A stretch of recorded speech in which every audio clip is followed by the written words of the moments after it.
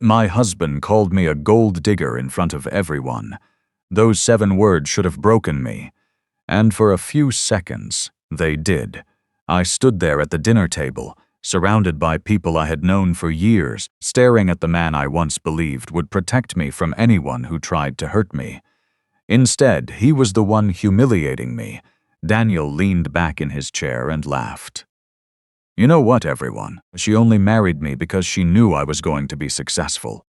His mother smiled. His brother laughed under his breath. I felt my face burn. But I didn't defend myself. I didn't shout. I didn't cry. I simply looked at my husband and asked, "Do you really believe that?" He looked straight into my eyes. Yes, that one word hurt more than the insult, because Daniel knew my story. He knew where we started. He knew I had been there when his company was nothing more than an idea written on a piece of paper. He knew I had stayed beside him when he had no money, no office, and almost no hope, but success had changed his memory. Now he looked at me like I was some woman who had married him for his bank account. His mother crossed her arms. Well, Daniel is right to be careful. Some women only stay when the money is good. I looked at her, then at my husband, and something inside me went completely quiet. I had spent years protecting Daniel's pride. I had never told him the full truth about the money that saved his company. I had never told him who was behind the investment that kept his business alive when it was almost finished. And I certainly never told him who actually controlled the company he proudly called his. Daniel thought he had built everything alone. He thought I was living off his success. He thought I needed him. But there was one thing he didn't know. The company he was bragging about that night, the company he believed made him rich, the company he was using to prove I was a gold digger, was connected to an ownership agreement carrying my name. I slowly picked up my purse. Daniel smirked. "Where are you going?" I looked at him one last time. "Home," he laughed. "You're being dramatic." I shook my head. "No, Daniel." I paused at the door. "You're about to learn the difference between having a company and actually owning it." Then I walked away. And for the first time in 5 years, I stopped protecting my husband's secret because the next morning I was going to show him mine. Before Daniel had the expensive cars, the huge office, and the business everyone admired, he was just a man with a dream, and I was the woman who believed in that dream. When we first met, Daniel didn't have much. He rented a tiny office above an old repair shop. The room was barely big enough for a desk, 2 chairs, and a broken coffee machine, but whenever he talked about his company, his eyes lit up. One day, he told me, "This will be a real company. Hundreds of people will work for me." I smiled. "I believe you." He looked at me as if those 4 words meant everything. At that time, Daniel didn't care about expensive clothes or luxury cars. He cared about proving that he could build something of his own. We married before his business became successful. I remember those early years clearly. There were nights when Daniel came home exhausted, worried that he would have to close the company. There were months when he couldn't pay himself. Sometimes I quietly paid the bills. Sometimes I brought dinner to his office because he was too busy to come home, and whenever he felt like giving up, I reminded him why he started. "You're not a failure because things are difficult," I told him one night. He looked at me and said, "What would I do without you?" I smiled. "You won't have to find out." I meant it. Then one winter, everything changed. Daniel's company lost its biggest client. Without that money, the business had only a few months left. I watched my husband sit at the kitchen table with his head in his hands. "I think it's over," he whispered. I sat beside him. "Do you still believe in your company?" "Yes." "Then don't give up." "But I need money." That night I made a decision. My family had investments that Daniel knew very little about. I approached a trusted advisor and asked whether we could invest in Daniel's company without putting my name directly in front of him. The arrangement was made through a private family investment company. Daniel knew someone had invested. He just didn't know it was me. I didn't do it because I wanted control. I did it because I loved him. I wanted him to wake up one morning and realize his dream had survived. And it did. The investment gave his company enough time to recover. A few months later, they landed another major client, then another. Slowly, the tiny office became a real business. Employees joined. Revenue increased. Daniel started smiling again. One night, he hugged me tightly and whispered, "You never gave up on me." I held him close. Never. Back then, I believed we would always remember those difficult years. I believed success would make Daniel grateful. I was wrong, because as the company grew, so did his ego. The man who once told me he couldn't imagine life without me slowly became a man who believed he had built everything alone. And I stayed silent. I never reminded him about the money. I never told him that the investment that saved his company had come from me. I thought love meant letting him believe he had done it himself. I didn't realize that one day that silence would come back to hurt me. And when Daniel finally called me a gold digger, I understood something painful. He hadn't forgotten what I had done for him. He had simply decided that it no longer mattered. And that was the beginning of the end. The truth about Daniel's company began long before he ever knew my name was connected to it. When his business was struggling, I didn't simply sit beside him and tell him to keep going. I secretly made sure he had a chance to survive. At the time, Daniel was desperate. The company had almost no cash left. Bills were piling up. Employees were asking when they would be paid, and the biggest client had walked away. One night, Daniel came home and dropped a folder onto the kitchen table.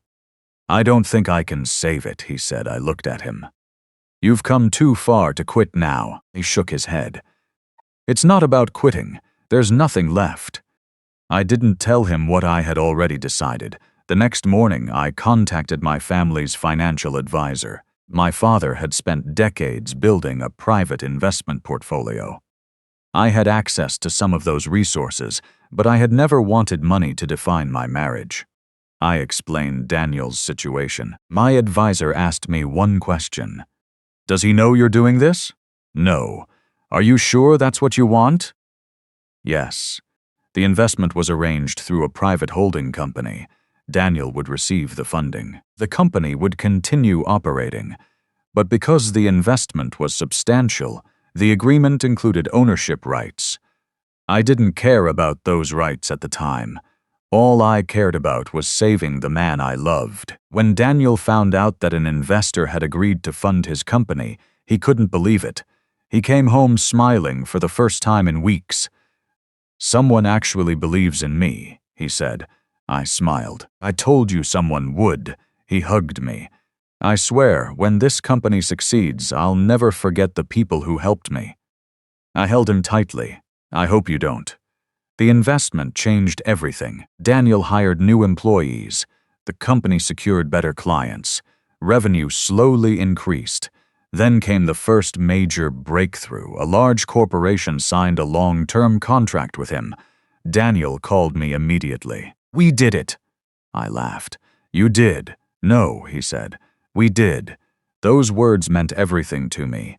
At that moment, I didn't care that he didn't know I was behind the investment.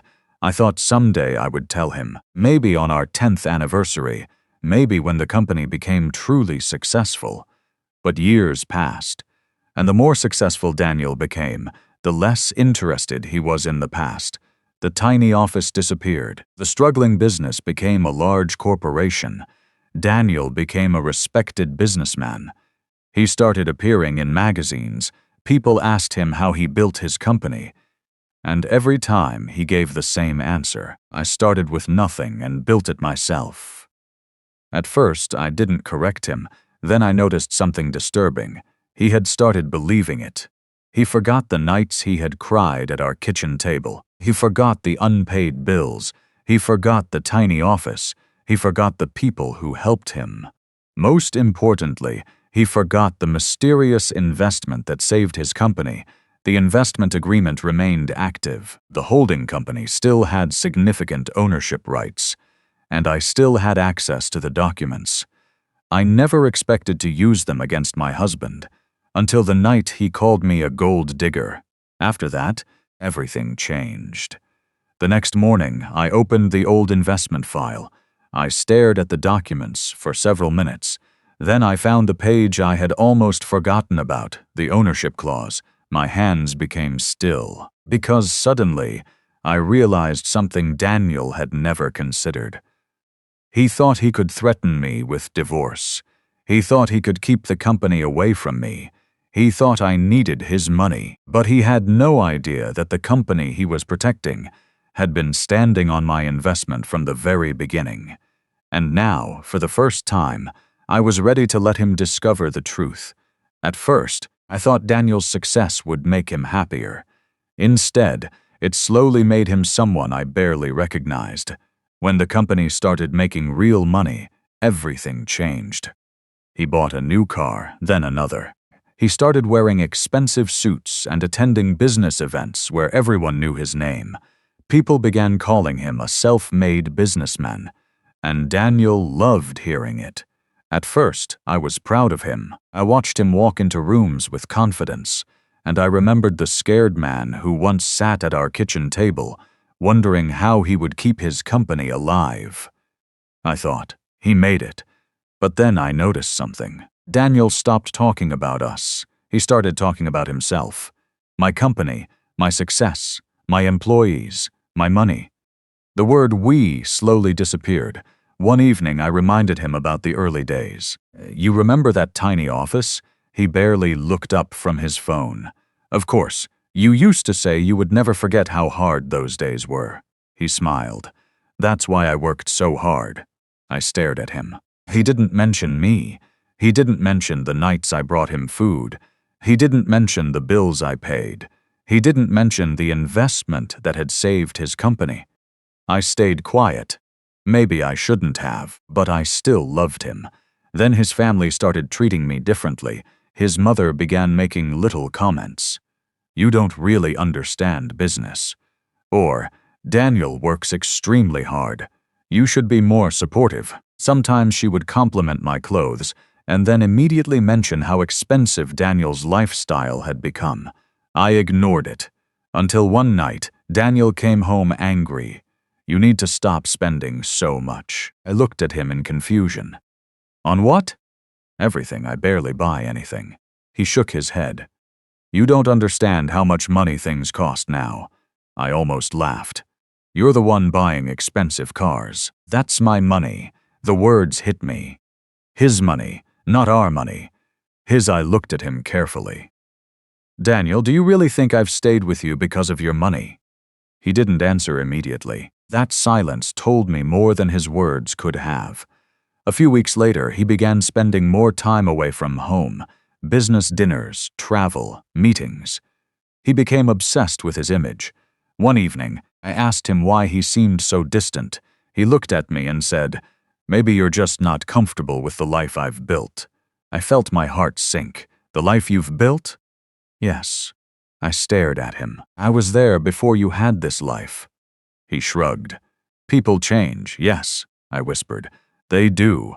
Then came the night that finally broke something between us. We were at dinner with his family. When his mother made a comment about how lucky I was, Daniel laughed. Then he looked at me and said, "She knows exactly what she's doing." I asked him what he meant. He smiled bitterly. She married a man with potential. Now she's enjoying the rewards. His mother laughed, and then Daniel said it. She's a gold digger. Everyone became silent. I looked at him. For a moment, I saw the old Daniel, the frightened man from the tiny office, the man who once told me I was the only person who believed in him. Then I looked at the expensive watch on his wrist, the watch I had helped him afford during those difficult years, and suddenly I understood successes hadn't created a new man. It had revealed the man he had been hiding. I stood up slowly. Daniel looked at me. "Where are you going?" I picked up my purse. "Somewhere I can remember who I am." He laughed. "You'll come back." I looked at him. "No, Daniel." Then I walked away. And for the first time, I wasn't afraid of losing my husband. Because I had finally realized I had already lost him. The only question left was whether he was about to lose something far more valuable.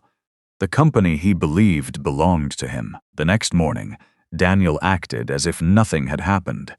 He walked into the kitchen, poured himself coffee, and checked his phone. I watched him from across the room. After everything he had said the night before, I expected an apology. Instead, he said, "I think we should get divorced." My heart sank, not because I wanted to stay married to him, but because of how easily he said it, as if 5 years together meant nothing. I put my cup down. "Is that what you really want?" "Yes." He didn't even look at me. "I've already spoken to a lawyer." I nodded slowly. "Okay." He finally looked up. "That's it. What do you want me to say?" "I thought you'd fight." I gave him a tired smile. "I already fought for this marriage." He leaned back. "You'll get what you're entitled to." I looked at him. "And what's that?" He smiled confidently. "Whatever the law says." Then he added, "But don't expect anything from my company." There it was, the real reason behind his confidence. He thought the company was his. He thought he could keep it away from me. I took a slow breath. "Daniel, are you sure you know who owns that company?" He laughed. "Of course I do." "No," I said quietly. "I don't think you do." His smile disappeared. "What is that supposed to mean?" "It means you should read your old investment agreements." He stared at me.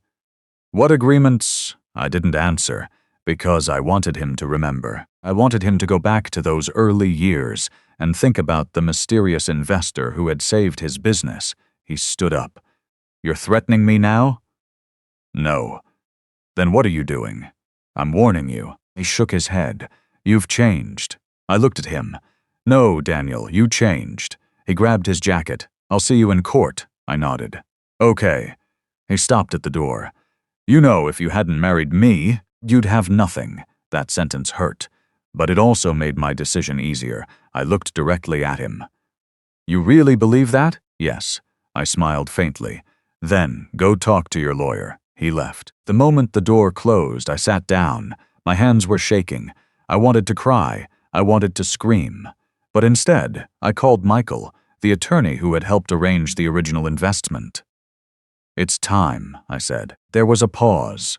"Are you sure?" "Yes." "Do you want the full ownership documents prepared?" "Yes." "And the board records?" "Everything." That afternoon, Michael sent me a secure copy of the original agreement. I opened it slowly. There it was.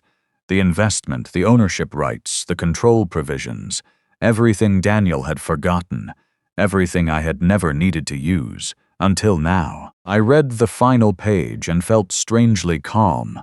Daniel had spent years telling everyone that the company was his greatest achievement. Now he was about to discover the truth. He didn't build it alone. He didn't own it alone. And the woman he had called a gold digger wasn't coming after his money. She had been protecting the very business that made him rich. The next day, Daniel's lawyer contacted mine. He demanded that I'd stay away from the company.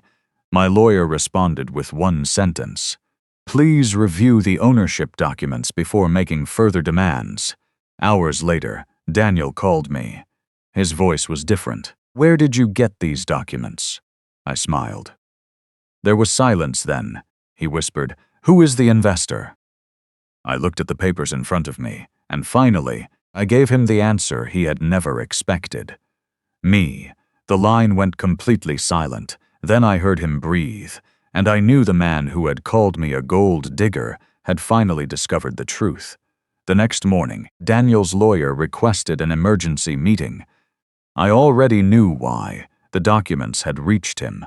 And now Daniel knew that the woman he had called a gold digger had been connected to the company's original investment. But he still didn't know the full truth. I arrived at the lawyer's office with Michael. Daniel was already there. He looked different. The confidence was gone. He didn't even look at me when I walked in. His lawyer had several papers spread across the table. Daniel finally looked up. "Is this really true?" I sat down. "Yes." "You were the investor?" "Yes." He shook his head. "Why didn't you tell me?" "Because you never asked." his lawyer interrupted. Daniel, you need to understand what these documents mean. He pointed to the original agreement. The initial investment gave the holding company significant ownership rights. Daniel stared at the page. How significant? The lawyer hesitated. Controlling. Daniel's face went pale. He looked at me. You control my company. I shook my head. I control the investment. The agreement controls the company. He looked confused. What's the difference? The difference is that you were running the company. I paused. But you were never the only person who owned it. Daniel pushed the papers away. This can't be happening. I looked at him calmly. It happened years ago. He stood up. You let me believe it was mine. I let you believe in yourself. That isn't the same thing. No, I said quietly. It isn't. He stared at me. For the first time, I saw regret in his eyes. Not anger, not pride. Regret. You could have taken everything from me, he whispered. I could have. Why didn't you? Because I never wanted to hurt you. He lowered his head, then his lawyer spoke. There is another problem. Daniel looked up. What? The company cannot be sold, refinanced, or transferred without approval from the controlling ownership group. Daniel froze. Suddenly, I understood what scared him most. He hadn't just lost an argument. He had lost the power he thought he had. He looked at me. So what happens now? I gathered the documents. That depends on what happens next. Are you going to take the company? I shook my head. No. Then what do you want? I stood. I want the truth to finally be understood. I walked toward the door. Before leaving, I turned around. You called me a gold digger because you thought I wanted your money. Daniel said nothing. I continued. I never wanted your money. I held up the documents. I only wanted you to remember who stood beside you when you had nothing. Then I walked out, but the biggest reveal hadn't happened yet. Because the next day, Daniel was going to sit in the boardroom. While I walked in carrying the one document that could change everything, the next morning, Daniel called an emergency board meeting. He wanted to control the story before it spread. The conference room was filled with executives, lawyers, and senior investors. Daniel sat at the head of the table. For the first time in days, he looked nervous. Then the door opened. I walked in. Everyone turned toward me. Daniel stared. Why are you here? I placed a folder on the table. Because this meeting concerns ownership. His lawyer stood immediately. Mrs. Carter, you don't have the authority, I interrupted calmly. Actually, I do. I opened the folder. Inside was the original investment agreement. The room became silent. Daniel looked at the document. What are you doing? Showing everyone the truth. I handed copies to the board members.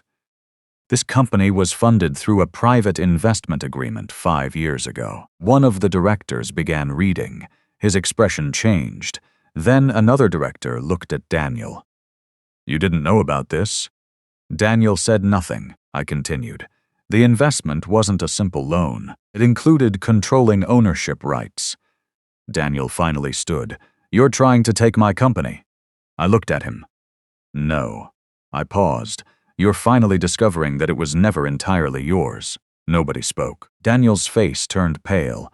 His own lawyer slowly sat down. One board member asked, who provided the original investment? I looked directly at Daniel. I did. A stunned silence filled the room. Daniel whispered, You? I nodded. I saved this company when it was about to collapse. He looked down. I continued. I never told you because I didn't want you to feel like your success belonged to someone else. Daniel's eyes filled with regret. And then you called me a gold digger.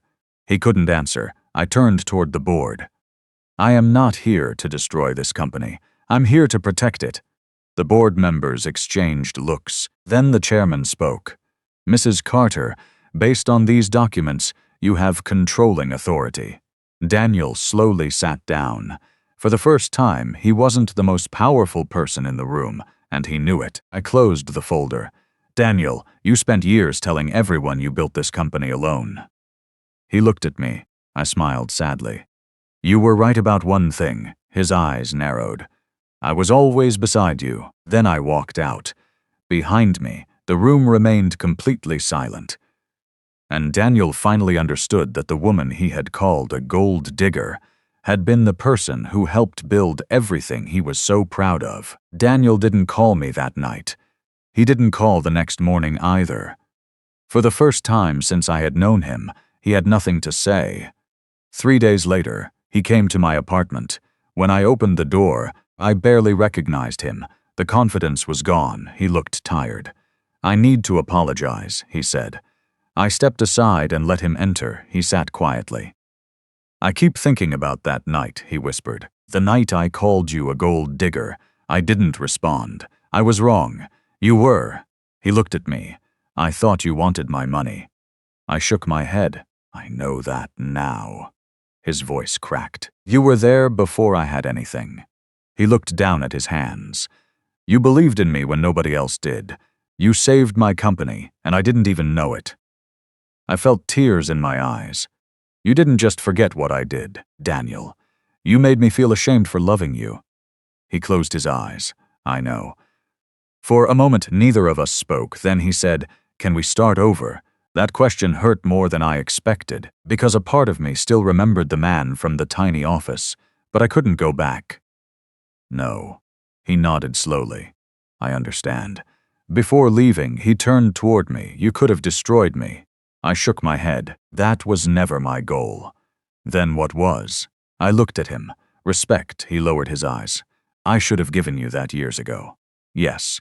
He walked toward the door. Then I said, "Daniel?" He turned. "I hope you become the man I thought you were." He gave me a sad smile. "I hope so too." The door closed behind him, and for the first time I realized something. My greatest victory wasn't owning part of his company. It wasn't watching him regret his words. It was finally understanding that I didn't need his apology to know my worth. I had already found it, and I was never going to lose it again.